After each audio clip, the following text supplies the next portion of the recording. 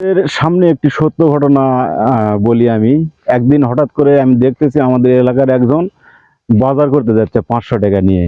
তে ওখানে একটা ফকির এসে বলতেছে, ভাই আমাকে কিছু না দেন, ওই কিছু না আমাকে সাহায্য করেন, 20টা টাকা দেন। ওই লোক এমন ভাবে তেড়ে উঠছে, ওই লোক তো টাকা দেয় নাই। তো হঠাৎ করে বাজারে গিয়ে, আমি বাজারের নাম বলবো না, বললে হয়তো অনেকে লোক চিনতে পারবেন। বাজারে গিয়ে বাজার না করতে ওই লোকটা ওখানেই আপনার স্ট্রোক করেছে, করে একে অজ্ঞান হয়ে পড়ে গেছে। পড়ে যাওয়ার পরে ডাক্তারের কাছে পানি টানি, মাথায় পানি টানি ঢালার পর ডাক্তারের কাছে গিয়ে ওর 1000 টাকা খরচ।